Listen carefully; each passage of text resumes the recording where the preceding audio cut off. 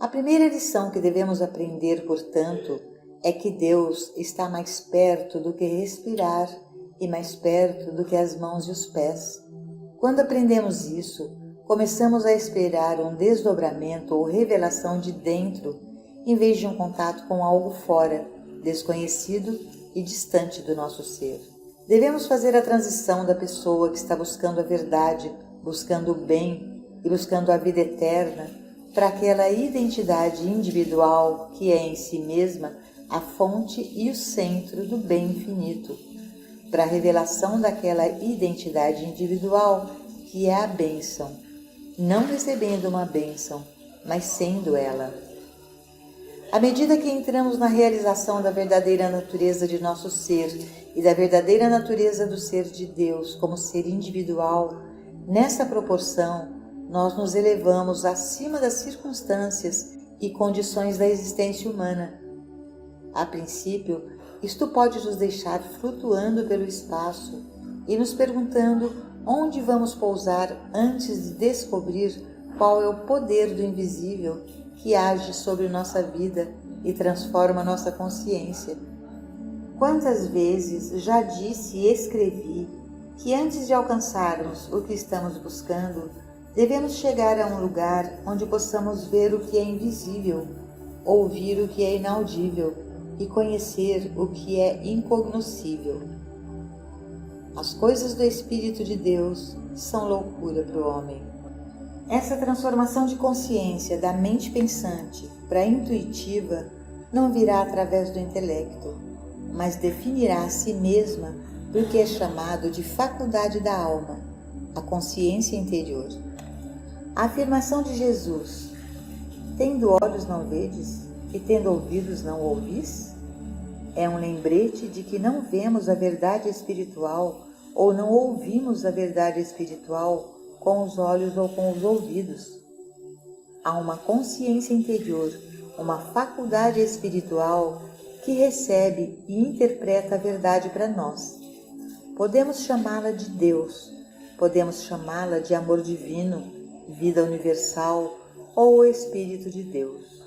Entretanto, independentemente do nome ou termo que utilizemos, estamos reconhecendo que existe um centro de inspiração. Estamos reconhecendo que de nós mesmos nada podemos fazer, que é o Pai dentro de nós que faz as obras, que o Cristo vive nossa vida, significando o Espírito de Deus em nosso ser individual ou consciência individual. À medida que reconhecemos que existe essa infinita fonte de inspiração e todo o bem, passamos ao próximo passo e percebemos que, na medida em que esse bem infinito entra em nossa experiência, à medida que reconhecemos que existe essa infinita fonte de inspiração e todo o bem, passamos ao próximo passo e percebemos que, na medida em que este bem infinito entra em nossa experiência, trazemos à tona a beleza e a generosidade desse infinito. Sem ela, não seríamos nada. Sem ela, não poderíamos fazer nada. Tal ensinamento é transcendental e é uma inversão do senso comum da existência humana. Por exemplo, o conceito mundial do suprimento é que nós temos que sair e obtê-lo. Temos que trabalhar por ele, planejar, esquematizar ou roubar, mas de uma forma ou de outra nós temos que o obter. Este ensinamento inverte isso e diz que o fluxo do Espírito de Deus em nós é o segredo do suprimento, mas isto é algo que dificilmente poderíamos sair e contar ao homem na rua. O mundo também acredita que os remédios materiais são absolutamente essenciais, então não seria tolice tentar dizer a alguém que deposita sua fé em tais remédios que, por mais eficazes que sejam, existe uma maneira mais eficaz? Quantos deles poderiam entender isso e aceitar tal ideia? Ora, seria tão ridículo como dizer que não é necessário rezar a Deus pelo nosso bem. Sei disso porque, quando fiz esse tipo de afirmação, vi o choque no rosto de pessoas que estavam bem treinadas em crenças religiosas. Não rezar a Deus pelo nosso bem? impensável. Mas como podemos pedir a Deus algo que Deus deve saber que já precisamos? Deus não é onisciência, todo conhecimento, toda sabedoria? E se Ele é, não é pecado a oração que pede, implora e suplica a Deus pelas coisas deste mundo?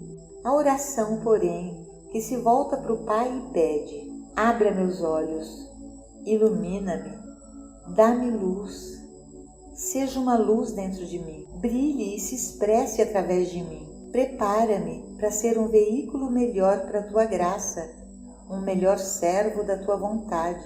Aproxima-se de forma mais elevada de oração, que é a comunhão com Deus. É como a relação que existe entre duas pessoas que se entendem profundamente e que se sentam numa montanha ou junto a um riacho, olhando para a paisagem, desfrutando das grandes delícias das montanhas. É como a relação que existe entre duas pessoas que se entendem profundamente e que se sentam numa montanha ou junto a um riacho, olhando para a paisagem, desfrutando das grandes delícias das montanhas, dos vales ou do mar, sem que nenhuma palavra passe entre eles, mas olhando um para o outro de vez em quando, em alegria mútua por esse grande privilégio de contemplar a obra de Deus. Duas pessoas tão completamente em sintonia que há apenas um lembrete ocasional. A lua não é linda?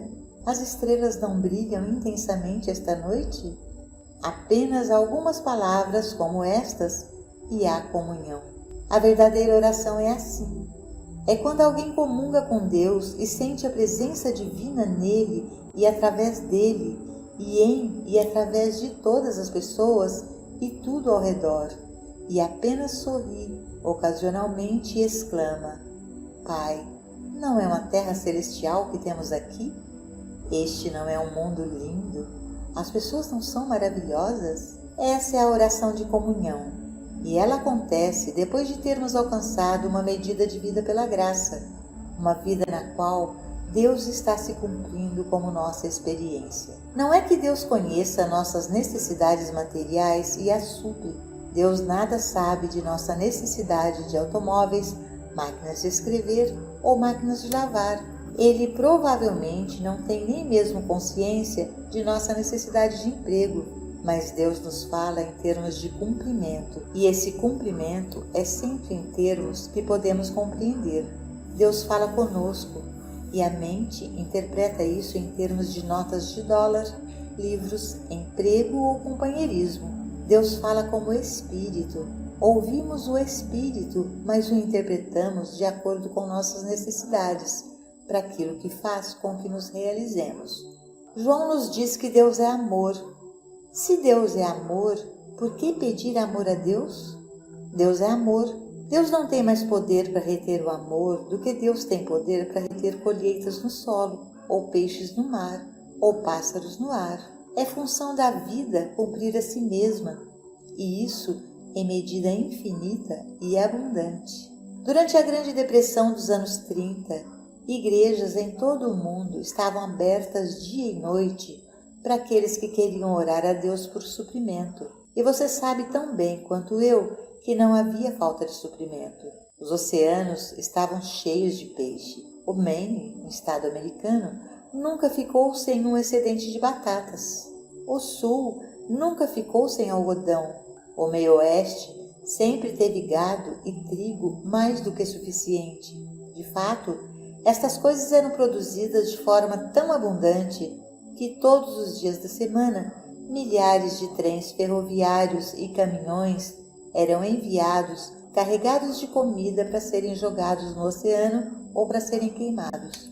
As lavouras eram aradas e os agricultores eram pagos para não as cultivar, e todo o tempo as igrejas estavam abertas dia e noite, cheias de pessoas orando por mais suprimento. O que o mundo teria feito se Deus tivesse sido capaz de aumentar o suprimento? Teria tido o dobro de alimentos para jogar no oceano e o dobro de alimentos para queimar. Não fazia sentido, então, orar a Deus por suprimentos, e não faz sentido fazê-lo agora, a menos que queiramos orar a Ele para que nos traga isso até nossa porta em um caminhão. Deus já está produzindo mais do que as pessoas desta terra estão usando. No entanto, neste exato momento, em todo o mundo, há aqueles que estão orando para que Deus aumente o fornecimento na terra. Se Deus duplicasse a quantidade de bens na terra, as pessoas que estão orando por ela provavelmente não obteriam nada disso. Todas as orações que já foram enviadas a Deus por mais comida ou mais roupas foram simplesmente um desperdício de palavras e de tempo. Há uma maneira de trazer a infinidade de suprimento para a nossa experiência, mas essa maneira não é repetindo muitas palavras ou cantando canções sentimentais e acreditando assim que Deus de alguma forma vai começar a nos dar o que até agora Ele tem nos ocultado. Não, esse não é o caminho. A maneira de restaurar a normalidade, a harmonia e a abundância não é orar a Deus para aumentar o suprimento, que já é maior do que podemos usar, mas sim para nos tornarmos conscientemente um com essa fonte, para que ela possa fluir. É como a eletricidade que usamos todos os dias. Deve haver um contato com a fonte de energia antes que essa energia possa fluir e funcionar. A sala em que estamos sentados pode estar cheia de tomadas elétricas. As paredes podem estar forradas com fios elétricos, mas não faria bem nenhum sentar-se orando por eletricidade. O aparelho deve ser ligado à tomada antes que a energia possa fluir. Assim é conosco. Deus é a própria vida do nosso ser, o próprio amor e a própria fonte do nosso ser, mas devemos nos sintonizar. Devemos reconhecer e realizar nossa unidade. Nossa oração, então, nunca será uma busca, nunca será uma tentativa de ganhar mais verdade, mais vida ou mais amor. Nunca será uma busca de qualquer forma de demonstração, exceto uma, e esta é a demonstração da presença de Deus. E por isso é inútil rezar qualquer oração no sentido de um desejo de conseguir, de realizar, de alcançar ou de demonstrar. A única oração legítima que nos resta é um obrigado, Pai. E por isso é inútil rezar qualquer oração no sentido de um desejo de conseguir, de realizar, de alcançar ou de demonstrar. A única oração legítima que nos restará é um obrigado, Pai, e um sentar-se no silêncio em doce comunhão com a suave presença que já está dentro do nosso próprio ser. Esta presença não será acrescentada a nós. Não. Ela será revelada dentro do nosso próprio ser. Você vê por que o desejo é errado? É o reconhecimento de uma falta. Jesus disse: pedi e vos será dado, buscai e encontrareis, batei e abrir-se-vos-á. Implore, suplique, bata, peça, mas peça pelo Espírito, pela iluminação espiritual. Peça a realização de Deus e ore por ela. Peça os dons do Espírito. Peça ao Espírito coisas espirituais. Paulo disse: porque não sabemos como devemos orar, mas o próprio Espírito intercede por nós. Reconheça então, quando for orar, que você não sabe pelo que orar, e assim, o que você está orando é luz espiritual, iluminação espiritual. Suponha que Deus pudesse ser tão personalizado a ponto de estar disponível para você aqui e agora, pelo que você rezaria? Algo chamado casa, dinheiro, companheirismo ou um lugar de estacionamento? Ou pela presença de Deus? Se você estivesse segurando a mão de Deus, não saberia que, na intimidade dessa associação, Deus conheceria a sua necessidade e a proveria? Então, a única coisa pela qual você rezaria é por Deus. Deus realmente é tão disponível e tangível como se Ele estivesse aqui de pé, visivelmente segurando a sua mão. Por quê? Porque Deus é onipresente. Deus é a própria onipresença. Deus é a vida e a plenitude de todo o ser. Portanto, se você tem Deus, por que você tem que pedir por Deus em um lugar no estacionamento? Se você tem Deus, por que você tem que pedir por Deus em um emprego? Oh, não. Seria suficiente pedir por Deus e obtê-lo. Isso seria suficiente para qualquer pessoa, como todos os que já experienciaram Deus descobriram. Na presença de Deus, não há mais nada pelo que orar. Você profana a oração se traz a ela uma preocupação, receio, medo ou um desejo por qualquer coisa ou pessoa. Como se pode acreditar em Deus e temer ou duvidar do resultado? A partir deste momento, você perde então o privilégio de orar por qualquer pessoa, qualquer coisa ou qualquer condição. Toda a sua oração torna-se uma canção contínua de gratidão por Deus ser amor, por Deus estar aqui e por Deus estar agora. Deus é a inteligência onisciente, o princípio da nossa existência, o Pai amoroso. A oração torna-se assim um reconhecimento da presença de Deus, uma comunhão com Deus, um repouso no seio de Deus, um segurar na mão de Deus, um sentimento da presença divina. Isto é oração e nada mais é. Você começa a ver a razão para a meditação constante e frequente? Você vê agora por que é que precisa de quietude mental em vez de tomar pensamento? Você vê por que em sua meditação deve desenvolver uma atitude de escuta, um estado de receptividade em que não pensa muito, mas espera que os pensamentos venham das profundezas do seu próprio ser. A verdade não tem de vir de cima do céu. Você não tem que se esforçar por ela. Você não tem que fazer um esforço mental por ela. Você apenas tem que deixá-la fluir suavemente. Perceba que todo o seu bem deve fluir de você. Nada disso pode vir até você. Divorcie-se de qualquer dependência externa, seja pessoa, lugar ou coisa. Nada disso pode vir até você. Veja-se numa tal luz que possa realmente e verdadeiramente compreender que se saísse de casa de manhã sem um centavo no bolso, você poderia satisfazer-se rapidamente com tudo o que fosse necessário, porque não teria de vir até você, mas sim que fluiria a partir de você. Se uma bomba explodisse sobre a cidade, você continuaria a comer 3 refeições por dia e teria um lugar para dormir e ser capaz de cuidar dos outros. A partir de quê? Das profundezas da natureza infinita de sua própria cristandade. Você poderia fazer como o Mestre fez, andar pelas ruas e curar os doentes e alimentar as multidões. A partir de quê? Da sua cristandade. Esta é a lição que todos devemos aprender. A nossa autocompletude em Deus e através de Deus, a nossa autocompletude como o próprio Cristo de Deus. A verdade que é o seu ser torna-se a luz para todos aqueles que ainda não sabem que o reino de Deus está dentro deles. E à medida que o procuram, irão encontrá-lo através de você. Não de você, não. Você será apenas a luz revelando a luz dentro deles. Você nunca lhes dará a verdade. A verdade que você transmitirá é a verdade que está dentro deles.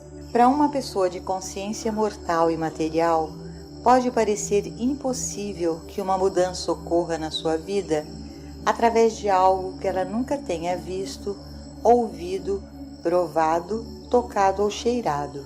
Mas com essa primeira experiência viriam mais e mais experiências. E à medida que uma mudança seguisse outra, chegaria o dia em que alguém diria: você sabe, não és a mesma pessoa que conhecia anteriormente. A transição do sentido mortal e material para alguma medida da consciência espiritual teria começado. À medida que essas primeiras experiências chegam, você percebe que é possível trazer harmonia, alegria e paz no reino exterior por meios espirituais. Contudo, Você ainda pensa em termos de notas de dólar quando pensa em suprimento. Só que agora você espera acumulá-las espiritualmente em vez de materialmente. Você ainda está pensando num coração, pulmões, fígado e vesícula biliar que operam de tal forma. Só que agora, em vez de trazer o seu bom funcionamento por meios físicos, você vai trazê-lo através de meios espirituais. Esse foi apenas o início da sua transição do sentido mortal e material para a consciência espiritual. Mas isso foi uma transição, e aquele velho homem começou a morrer, e um novo está começando a nascer, dependente de meios espirituais para alcançar o bem material. No entanto, chega o dia em que outra transição precisa ser feita, e alvorece a compreensão de que nem o suprimento nem o corpo são materiais. Até mesmo o universo não é um universo estrutural. O meu reino não é deste mundo. Não em nenhum sentido da palavra. Há alegrias com as quais as pessoas deste mundo nunca sequer sonharam. Há um sentido de saúde com o qual ninguém no sentido mortal ou material, ou mesmo no sentido mental ou meio espiritual, alguma vez concebeu. Há um outro mundo, um novo mundo. O meu reino não é deste mundo. O meu reino é o reino dos céus. Realmente existe um céu. E quando a velha terra e o velho céu são removidos, entra-se na nova terra e no novo céu, e descobre-se que eles são puramente espirituais. Agora você entra numa consciência em que o espírito é a sua única saúde, o seu único suprimento. Agora você não pensa em usar o espírito para obter um companheiro humano. Você não usa o espírito para fazer o coração bater mais depressa ou mais devagar, ou para aumentar ou diminuir o pulso ou a pressão sanguínea. Aqui novamente há outra transição. E nesta segunda fase, este homem que está morrendo há muito tempo está completamente morto. Agora, ele está ressuscitado, provavelmente mais do que ressuscitado. Ascendeu a um estado de consciência divino, em que os valores já não são mais terrenos. Essa experiência de transição continuará e continuará até a ascensão acima de todo o sentido deste mundo. Então, não haverá mais reencarnação, porque não haverá lugar para renascer.